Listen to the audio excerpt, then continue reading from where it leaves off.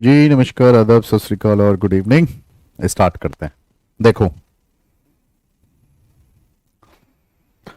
पहले क्वेश्चन से स्टार्ट करते हैं, ठीक है। अगेन फिर से मिक्स्ड क्वेश्चन है, ठीक है। और सवाल है हमारा, विच of the following institutions is directly responsible for the professional growth of school teachers in India. School teachers in India, Bharat में कौन सी संस्था भारत में विद्यालय शिक्षकों की व्यावसायिक वृद्धि के लिए प्रत्यक्ष रूप से उत्तरदायी है? ठीक है जी। CSIR, NAC, NCERT या EMMRC? बताओ, EMMRC या NCERT? NCERT इसका आंसर हो गया। NCERT का एक इनिशिएटिव चल रहा था, अभी भी चल रहा है, ठीक है। NCERT का एक इनिशिएटिव,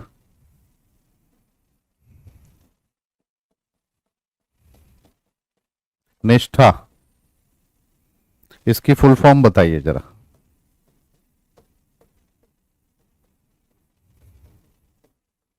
निष्ठा क्या है? निष्ठा की फुल फॉर्म क्या है? निष्ठा की फुल फॉर्म है national initiative for school head, school के जो हेड मास्टर हैं, school head and teachers holistic advancement.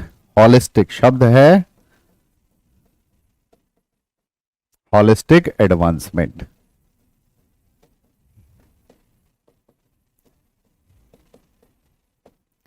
निष्ठा की फुल फॉर्म ध्यान रखेंगे रुचि। निष्ठा का मतलब है national initiative for school heads and teachers holistic advancement. इस बार पेपर में आएगी, ध्यान रखना। निष्ठा के साथ साथ अब आपको FLN की फुल फॉर्म पता होनी चाहिए,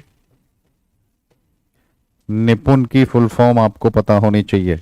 एक हमारा बच्चा निपुण पर रिसर्च भी कर रहा है, PhD का प्रपोजल है उसका, FLN और निपुण। तो FLN क्या हो गया बताओ? Foundational numeracy and foundational literacy and numeracy. निपुण प्रोग्राम है। निपुण और FLN में अंतर क्या है, ये आप पढ़िएगा जरा, ठीक है। नेक्स्ट पर आ जाइए। गुणात्मक शोध की बात करी जा रही है, क्वालिटेटिव रिसर्च की बात करी जा रही है। क्वालिटेटिव रिसर्च फोकस करती है लैंग्वेज और मीनिंग्स पर, ठीक। Purpose of creating and shaping knowledge and behaviour. कौन सा मेथड है, किस मेथड, किस विश्लेषण में ये बात की जाती है? Which method of the qualitative research focus? Discourse analysis होगा, नैरेटिव रिसर्च होगा, ट्रेंड एनालिसिस होगा, ग्राउंडेड थ्योरी होगा, या यहीं पर इसी को हम थीमेटिक एनालिसिस भी कहते हैं बेटे। ये आपने कम सुना होगा, थीमेटिक एनालिसिस आपने ज्यादा सुना होगा। यही आंसर है। क्या होता है डिस्कोर्स एनालिसिस? डिस्कोर्स एनालिसिस में रिसर्चर अनकवर करता है, ठीक है, क्या कारण हैं, क्या कॉजेज हैं उस लिखे हुए टेक्स्ट के पीछे। मतलब पिक्चर को थोड़ा दूर से देखना पड़ता है। डिस्कोर्स एनालिसिस यूजफुल है उन सारी स्टडीज में जहां हम मीनिंग मेकिंग करते हैं। मीनिंग ऑफ ए स्पोकन और written text as is consider the social and historical context, ठीक है। तो ये है बेटा थीमेटिक एनालिसिस या डिस्कोर्स एनालिसिस, ठीक है जी। ध्यान रखेंगे इस सवाल को। Between group, within group, तो बेटा इसमें आपको निकालना होगा एनोवा की वैल्यू। ये तो बहुत आसान तरीके से दिया है तुमको। ये है फ्रीडम, डिग्री ऑफ फ्रीडम। देखो एनोवा की वैल्यूज दी हुई हैं, ध्यान रखना। अच्छा, कैलकुलेशन भी नहीं करनी है, सिर्फ आपको बताना है। सम ऑफ वेरिएंसेस, ठीक, ये देन उसके बाद में ये विद इन ग्रुप है, ये विद इन ग्रुप है, ये बिटवीन ग्रुप है। ये समूहों के मध्य परस्पर और ये समूह के भीतर। ठीक, तो हम क्या करते हैं, एफ रेशियो निकालने के लिए बिटवीन ग्रुप को डिवाइड कर दें अगर हम किससे, बताओ, ये डिग्री ऑफ फ्रीडम भी दी हुई है ना। देखो एक काम करो, एक काम करिए आप, ये भी डेटा दिया हुआ है, देखिए इससे इसको भाग करेंगे ये आएगा, इससे इसको भाग करेंगे ये आएगा। तो ये जो बिटवीन ग्रुप है इसको डिवाइड कर दीजिए विद इन ग्रुप से, सीधा वैल्यू आ जाएगी। बिटवीन ग्रुप वाली वैल्यू कौन सी आ रही है, देखो 23.33। तो 23.33 को मैं इससे भाग कर दूं, ठीक है। वाइवा के अंदर टीचर कैसे पकड़ता है मैं आपको बताता हूं। मैं इस क्वेश्चन का सवाल तो हो गया बेटा, ठीक। आप मुझे ये बताइए टोटल सैंपल कितने का था इसमें,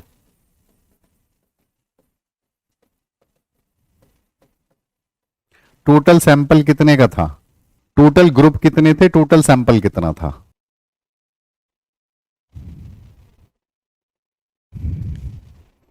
डिग्री ऑफ फ्रीडम से कुछ पता चलता है बेटा, डिग्री ऑफ फ्रीडम बहुत छोटी सी चीज है। ये 3 क्यों लिखा हुआ है, ये 16 क्यों लिखा हुआ है, सोच के बताना। एफ टेस्ट के ऊपर जरा कुछ चर्चा कर लेते हैं। किसने दिया एफ टेस्ट, एफ रेशियो किसके नाम से जाना जाता है, फिशर, पूरा नाम सर रोनाल्ड फिशर, ठीक है। अब यहीं से ये बताओ वेरिएंस और स्टैंडर्ड डेविएशन में क्या रिलेशन है, वेरिएंस और एसडी मानक विचलन और प्रसरण में क्या रिलेशनशिप है, ठीक है। वेरिएंस आपका सिग्मा का स्क्वायर है, या आप वेरिएंस का अंडर रूट निकालें तो सिग्मा आ जाएगा। Variance is square of standard deviation. F ratio कैसे निकलता है, F ratio equal to variance या variation between sample mean divided by variation within the sample।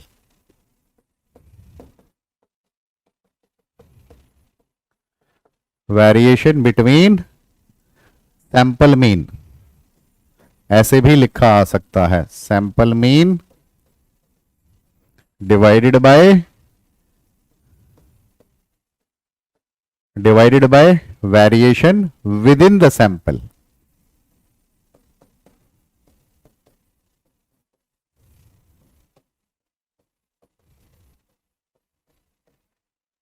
ठीक, क्लियर है इतनी चीज। अब यहीं पे समझिए, अगर मैं कह रहा हूं one way ANOVA, one way ANOVA में कितने इंडिपेंडेंट वेरिएबल होंगे, कितने, एनोवा हम यूज कब करते हैं, जब हमारे पास 2 से ज्यादा, एनोवा हम यूज करते हैं सिग्निफिकेंस ऑफ मीन देखने के लिए। सबसे पहली चीज सिग्निफिकेंस ऑफ मीन, 2 ग्रुप हैं तो टी टेस्ट से, 2 से ज्यादा हैं तो कितने टी टेस्ट लगाएंगे, एनोवा लगा लेते हैं। अगर वन वे एनोवा है तो कितने स्वतंत्र चर होंगे बेटा वन वे होगा तो 1 इंडिपेंडेंट वेरिएबल, 1 इंडिपेंडेंट वेरिएबल। अगर हमारे 1 से ज्यादा हैं, 2 हैं, 2 से ज्यादा हैं, 2 इंडिपेंडेंट वेरिएबल हैं तो 2 वे एनोवा लगाएंगे, 2 वे एनोवा, ठीक है। 2 वे एनोवा में 2 इंडिपेंडेंट वेरिएबल, 2 से ज्यादा हो गए तो हम मल्टीपल, 2 से ज्यादा हो गए तो हम मल्टीपल एनोवा लगाएंगे, ठीक है बेटा, क्लियर है इतनी चीज। चलो नेक्स्ट क्वेश्चन पर आ जाओ। A teacher finds that the distribution of scores for a self-made test, मतलब teacher made test, is positively skewed. What inference should make about difficulty level? Test difficult है, इजी है, ये है, मॉडरेट है। बेटा बहुत बार सवाल आया हुआ है, 2 बार मैं आपको बताऊं यूपीएचसीएससी की हिस्ट्री कि 2 बार तो यूपीएचसीएससी इसको क्वैश कर चुका है, ठीक है। और जब मैं बता रहा हूं पूरी जिम्मेदारी से बता रहा हूं। सबसे पहले तो ये देखो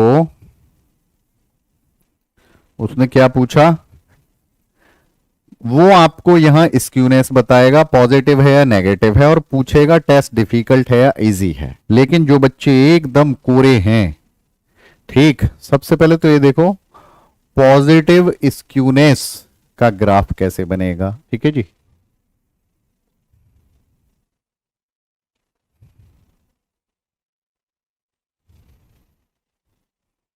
पॉजिटिव स्क्यूनेस का ग्राफ इस तरीके से बनेगा। समझ में आ गई चीज?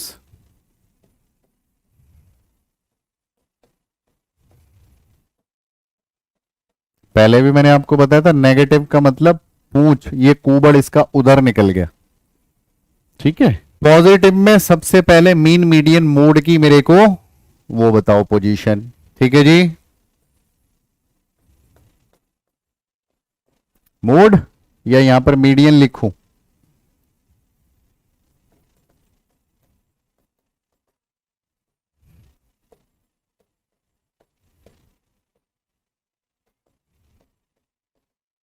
मीन। अब अब देखो, ये पता है, ग्राफ को समझना सीखो। ये इधर ऊंचा क्यों है? क्योंकि बहुत से बच्चे ऐसे हैं, ये तो रहे बेटा मार्क्स, यहां पर मार्क्स ऐसे समझो, कॉमन सेंस से भी कर लेता बच्चा मार्क्स। और बहुत बच्चे कहां कंसंट्रेटेड हैं? जहां पर मार्क्स कम हैं। और बहुत कम बच्चे कहां पर हैं? जहां मार्क्स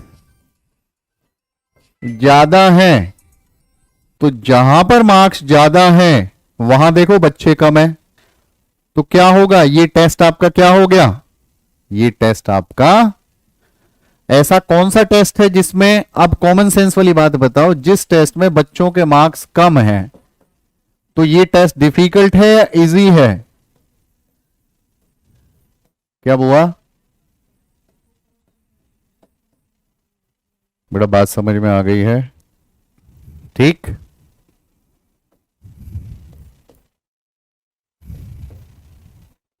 अब कोई दिक्कत परेशानी समस्या तो नहीं रहेगी इसमें? ठीक है बेटा, चलो नेक्स्ट पर आ जाओ। यूवी न्यूमेरिकल है। देखो बेटा, एक यूनिवर्सिटी टीचर है, उसने कंडक्ट किया है survey achievement of students in chemistry, और सेल्फ मेड टेस्ट उसने लगाया। डिस्ट्रीब्यूशन ऑफ स्कोर को उसने स्टडी किया मीन और स्टैंडर्ड डेविएशन में। सैंपल कितना है? 100। मैं यहां पे लिखता चलूं, सैंपल 100 है। ठीक, मीन आया है 50, एसडी कितना है? 10। Assuming that the distribution is normal, percentile rank उस स्टूडेंट का पूछा है जिसका स्कोर 60 है। कैसे करेंगे? अब देखो, इसने एनपीसी और जेड स्कोर दोनों मिक्स कर दिए। करोगे? मैं ही करूं? चलो, सबसे पहले तो एक्स देखो कितना है, 60, 60। जेड स्कोर निकालिए, -50 डिवाइडेड बाय स्टैंडर्ड डेविएशन, 10/10 बराबर 1। एक क्या? 1 सिग्मा। कौन सी? पॉजिटिव। अब आ जाइए श्रीमान जी इसके ऊपर।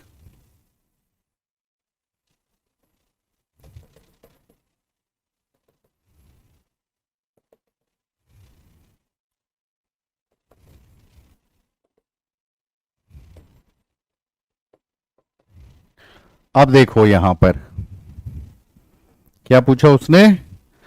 परसेंटाइल रैंक क्या होता है, उससे नीचे कितने बच्चे हैं। ठीक है बेटा, 1 सिग्मा कहां पर हुआ? प्लस का यहां पर हुआ। ये कितने बचे? सिर्फ ये देखो, ये इधर दुनिया इधर की उधर हो जाए, कोई ज्यादा गणित लगाना है नहीं। इस मिडल लाइन से इतने, ये हो गए बेटा 50%। ये यहां से यहां तक होते हैं 68, तो ये कितने हो गए? 34। इससे नीचे टोटल कितने आ गए? 50 प्लस 34, हाँ 34.27, बहुत बढ़िया। चॉइस हमारी डेसिमल में है। चलिए अब बता दो आंसर क्या आ जाएगा। सवाल के उत्तर से ज्यादा उसका तरीका, उसके पीछे की थ्योरी बहुत इंपॉर्टेंट है बेटा। क्लियर है इतनी चीज? बोलो हाँ। ठीक है, नेक्स्ट क्वेश्चन पर आ जाइए। चलिए इसमें कोई न्यूमेरिकल नहीं है, बताइए। The observation what the curriculum neglect, यहीं से नल ढूंढना शुरू कर दो। Is as important what it advocates for, is related to which type of curriculum, overt, hidden, core, null. बताइए। जो चीज हमको करानी पड़ती है लेकिन करिकुलम में नहीं है। सोशल स्टडी के टीचर को हिस्ट्री ऑफ साइंस पढ़ानी पड़ती है जब वो साइंटिफिक रेवोल्यूशन पढ़ा रहा होता है। तो नल कंटेंट में रिप्रेजेंट स्पेसिफिक फैक्ट्स जो कि ओमिटेड हैं किसी यूनिट ऑफ स्टडी से। यही बात देखो यहां पर आ रही है। ठीक है, नेक्स्ट पर आ जाओ। Which of the following approaches to curriculum objectives provide scope for meeting the self actualization needs, आत्म सिद्धि की आवश्यकताओं को पूरा करने की कौन सी अप्रोच पूछी है उसने। ठीक है, तो आपको ये तो मालूम है कि भाई अब्राहम मैस्लो,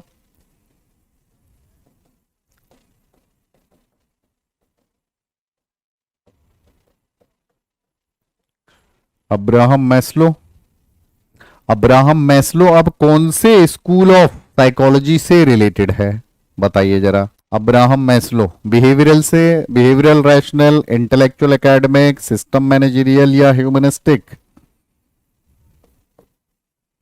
ह्यूमनिस्टिक आंसर मिल गया। मैस्लो की पदानुक्रमी, मैस्लो का पदानुक्रम, Maslow's hierarchy of needs, done. The congruence contingency model of curriculum, जिन बच्चों ने 2018 के बाद नेट क्वालिफाई किया है, जिन बच्चों को 38 नंबर पोस्टकोड की परीक्षा देनी है, ये सारे मॉडल स्टेक है, कर्कपैट्रिक है, किलपैट्रिक है, ठीक। गोल फ्री मॉडल किसको बोलते हैं, सिप मॉडल क्या है, ठीक। टाइलर मॉडल क्या बोलता है, स्टफल बीम का मॉडल क्या बोलता है, राइट। ये पता होने चाहिए। रॉबर्ट स्टेक आंसर हो जाएगा, रॉबर्ट स्टेक।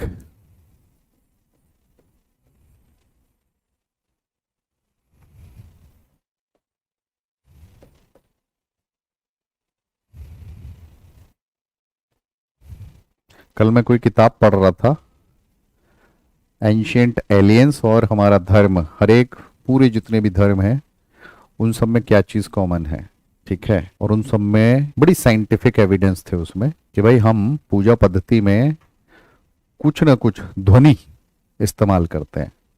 या तो हम ओम का इस्तेमाल करते हैं, नमाज पढ़ते हैं तो वहाँ का अलग है, गुरुद्वारे जाते हैं तो अलग चीज़ें बोलते हैं, चर्च जाते हैं तो अलग तरीके से बोलते हैं, पारसी यहूदी अलग तरीके की वो बोलते हैं।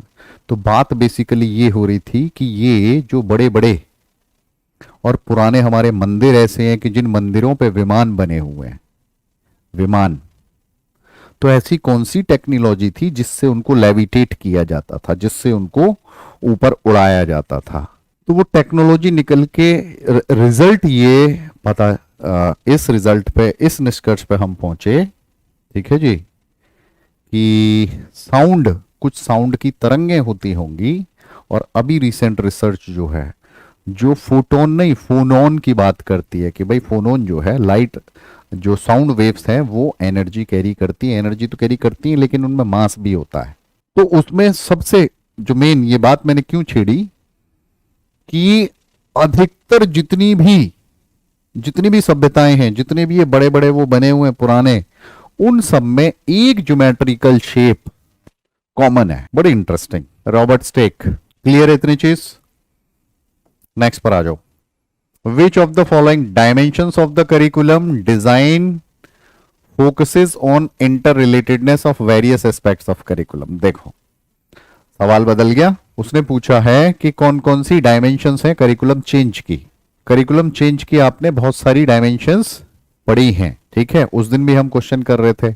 Integrative approach, sequence, continuity, articulation, balance.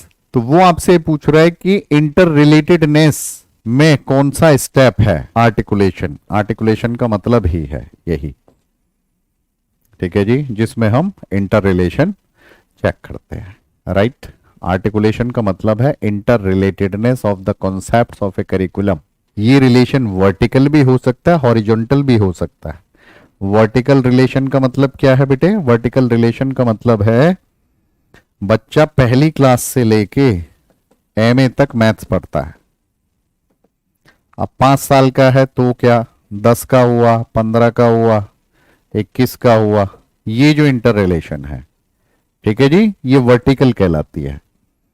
ये इंटर रिलेशन हॉरिजॉन्टल कहलाती है। हॉरिजॉन्टल के अंदर अब ये क्या है ना, ये अकेला अगर मैं सिर्फ ज्योमेट्री की बात करूं तो सिर्फ ज्योमेट्री देखिए, यहां पर शेप से लेकर के ज्योमेट्री आपकी ग्राफ थ्योरी तक जाती है, ठीक है जी, वेक्टर एनालिसिस तक, कॉम्प्लेक्स एब्स्ट्रैक्ट मैथमेटिक्स तक जाती है। यहां पर क्या हॉरिजॉन्टल में अंक गणित भी है, बीज गणित भी है और ज्योमेट्री भी है, ज्योमिति जिसको हम बोलते हैं, ठीक है जी। उसका मैं नाम भूल गया पुणे में जी, उसका नाम उन्होंने दिया, वो फ्लावर की तरह है और वो ऐसी ऐसी शेप है कि उसमें हर शेप बन जाती है। उसमें सर्कल भी बन रहा है, उसमें स्क्वायर भी बन रहा है, रेक्टेंगल भी बन रहा है, हाइपरबोला भी बन रहा है, पैराबोला भी बन रहा है, सब कुछ बन रहा है उसमें। नेक्स्ट पर आ जाइए। Empathetic understanding of the clients problem is stress in which type of counselling? Guidance counselling. समस्या के तदानुभूतिक अवबोध पर बल दिया जाता है। Rational problem analysis based counselling, person centered humanistic counselling, reality based directive counselling, behaviouristic modification based counselling.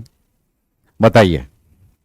वो कह रहा है एम्पैथेटिक, सिर्फ ये जो शब्द है एम्पैथेटिक, मैं आपको हिंट दे दूं, कार्ल रॉजर।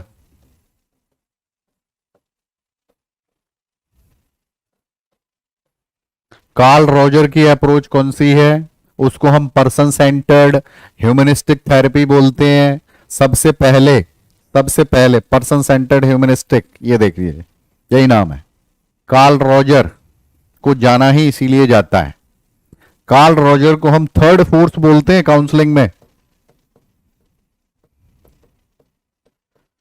थर्ड फोर्स क्यों? क्योंकि डायरेक्टिव नॉन डायरेक्टिव दोनों की चीज है। पर्सन सेंटर्ड ह्यूमनिस्टिक थेरेपिस्ट जो होगा नॉन जजमेंटल होगा, नॉन अथॉरिटेटिव अप्रोच को यूज करेगा, क्लाइंट को अलाउ करेगा कि वो कन्वर्सेशन को लीड करे, सुनेगा ज्यादा। थेरेपिस्ट एक कंपैशनेट फैसिलिटेटर की तरह काम करेगा, एम्पैथेटिक लिसनर की तरह काम करेगा, इनकरेज करेगा सपोर्ट को, जो उस क्लाइंट को और गाइड करेगी उसके पूरे थेरेपी में, और क्लाइंट सेल्फ डिस्कवरी के प्रोसेस में आएगा।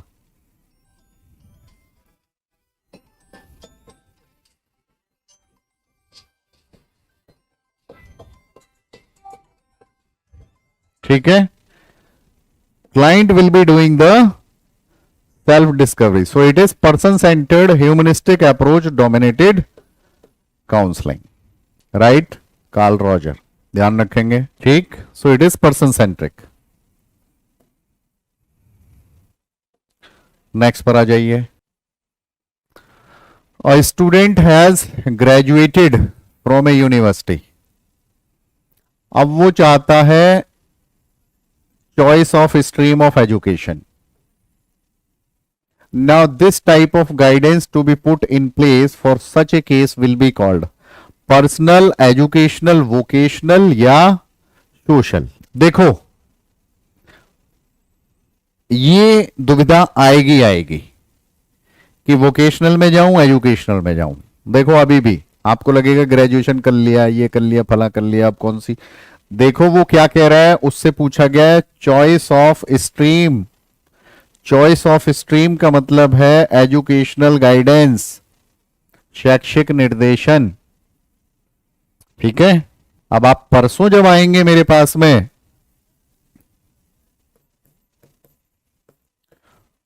परसों आप नीड एजुकेशनल गाइडेंस की, वोकेशनल गाइडेंस की, ग्रुप गाइडेंस,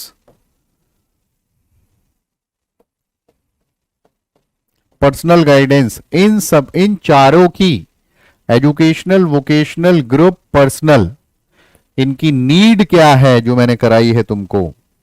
जो जो बच्चे कोर्स पुरानी क्लासेस देखो, जो नोट्स बना रखे हो देखो, ये करके आ जाना। सपोज कोई स्टेटमेंट है making busy in learning activities, कुमकुम। अब ये जो ऑब्जेक्टिव है making busy in learning activities, ये किस में जाएगा? जाहिर सी बात है एजुकेशनल गाइडेंस में जाएगा। मैंने आपसे सवाल पूछा श्रीमान जी कि to stop wastage and stagnation,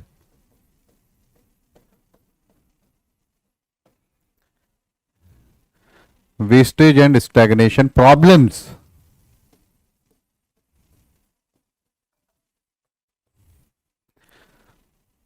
wastage समझते हो? वेस्टेज का मतलब है किसी बच्चे का ड्रॉप आउट हो जाना, वेस्ट हो गया वो।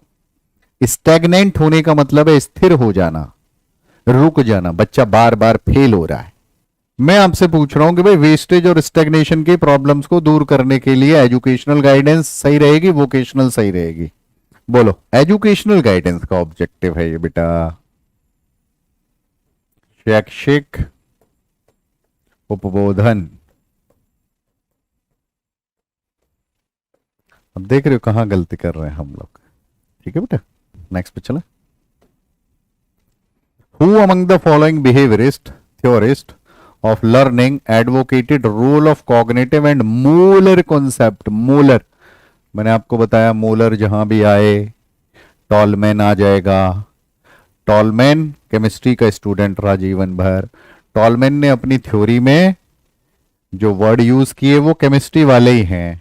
लेटेंट लर्निंग, मूलर बिहेवियर, छोटे छोटे व्यवहार को मिला करके बड़ा व्यवहार जो बनता है। ठीक है जी। मॉलिक्यूलर पैराडाइम, मॉलिक्यूलर पैराडाइम जो है वो व्यवहार को देखता है, composed of very small units, discrete units बोलते हैं। डिस्क्रीट यूनिट क्या हो गई? छोटे छोटे छोटे छोटे प्रतिक्रियाओं से मिलकर के बना हुआ बड़ा व्यवहार।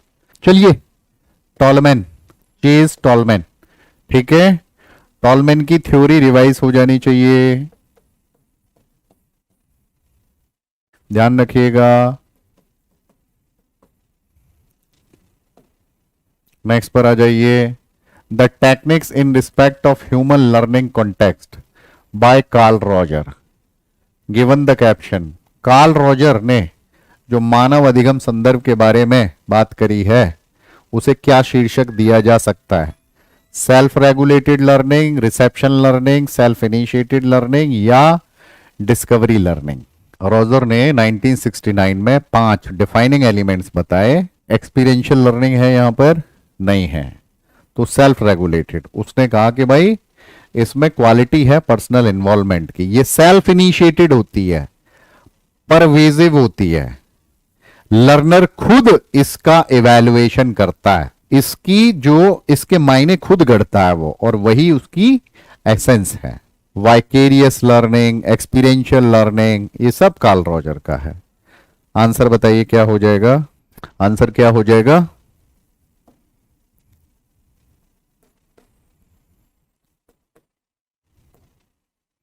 Developing brand and enhancing marketing is emphasised by.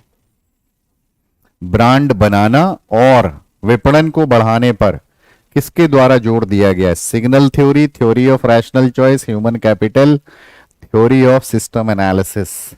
Brand, देखो थ्योरी ऑफ ह्यूमन कैपिटल तो है नहीं। कौन सी थ्योरी है जो ब्रांड इफेक्टिवनेस की बात करती है? Human centred design, human centred, human capital नहीं, ह्यूमन डेवलपमेंट नहीं।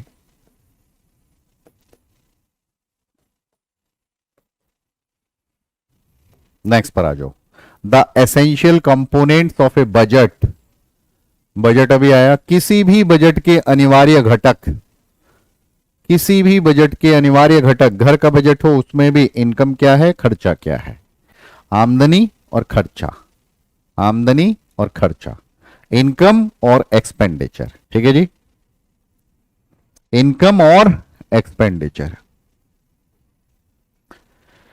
यूजीसी नेट वाले बच्चे कुछ होमवर्क दे रहा हूं अब मैं इसमें, फिर तुमको होमवर्क लिखो, क्या क्या चीज पढ़ के आओगे अगली क्लास में। फिक्स्ड कॉस्ट क्या होती है, एस्टिमेटेड रेवेन्यू किसको कहते हैं, वेरिएबल कॉस्ट किसको बोलते हैं, ये बजटिंग से ही रिलेटेड है, variable cost. One time expenses किसको बोलते हैं,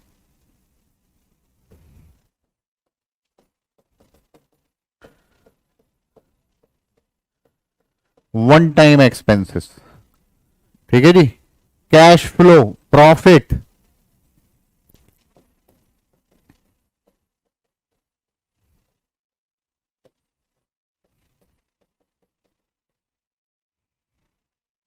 ठीक है, ध्यान रखेंगे इन चीजों का। The right to free and compulsory education, primary education level ensured by constitution through directive principle 21B, 21A, 21A 2009, 2002, ये देखो, इसलिए मैं कहता हूं ऑप्शन बनाते हैं उसको डिफिकल्ट। क्या हो जाएगा, 21A 2002, ठीक है बेटा, क्लियर है इतनी चीज। नेक्स्ट पर आ जाइए। अब यहां पर आर्टिकल 45 एक बार पढ़ लीजिएगा। Establishment of diets was a result of कौन सी रिकमेंडेशन, कौन सी रिकमेंडेशन, डाइट का। डाइट कब शुरू हुई, सबसे पहली डाइट 1989 में खुली, सबसे पहली डाइट। मैं अपने आप को बहुत ही भाग्यशाली मानता हूं कि मुझे जीवन में सही समय पर सही जगह भगवान ने रखा। जीन प्याजे के नाम सुने तुमने, अब तुम कहोगे सर छोड़ रहे हो बहुत ऊंची ऊंची, नहीं, जीन प्याजे से मुलाकात नहीं हुई। जीन प्याजे को असिस्ट किया था वो थे हमारे प्रोफेसर साहब नसीम सिद्दीकी। प्रोफेसर नसीम सिद्दीकी की आप देखेंगे किताबें उठा करके तो टीचिंग ऑफ साइंस की बुक्स हैं उनकी, डाइट में लगती है उनकी बुक्स। उनकी जो अहलिया हैं, जो उनकी वाइफ हैं प्रोफेसर नजमा सिद्दीकी, वो दिल्ली यूनिवर्सिटी से रिटायर हुई। नसीम सिद्दीकी साहब ने जीन प्याजे को असिस्ट किया, फेलोशिप पे गए थे वो, फुल ब्राइट फेलोशिप पर, उस जमाने के थे वो, ठीक है जी। नसीम सिद्दीकी साहब रिटायर हुए और उसके बाद में दिल्ली में जो सबसे पहली डाइट बनी, मैं आपको किस लिए बता रहा हूं, दिल्ली में सबसे पहली डाइट जो बनी Rajendra Nagar diet, RN diet जिसको बोलते हैं, उसके फाउंडर प्रिंसिपल थे नसीम सिद्दीकी साहब। अभी भी उनकी पुस्तक आती है टीचिंग ऑफ साइंस की, ठीक है जी। इतना लंबा हाथ था भाई साहब उनका, इतना लंबा, मतलब मेरे हाथ से और यहां तक ले जाओ, पर्सनालिटी ग्रेट। हाँ जी, आंसर हो जाएगा 86, NEP 86, ठीक है जी। नेक्स्ट पर आ जाइए। The recommendation to reduce burden of school, उस दिन मैंने आपको होमवर्क में दिया था यूट्यूब की क्लास में, बताइए। Yashpal committee, national commission, Ramamurti, और ये बर्डन, बस्ते का बोझ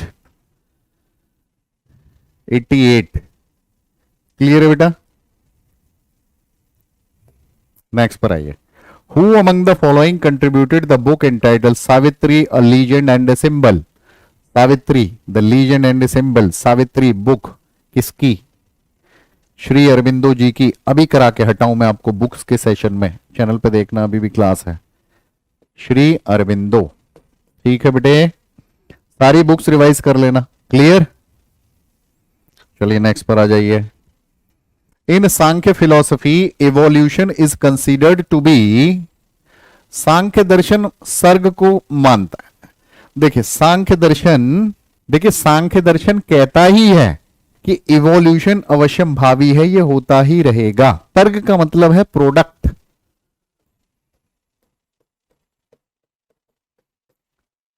ठीक।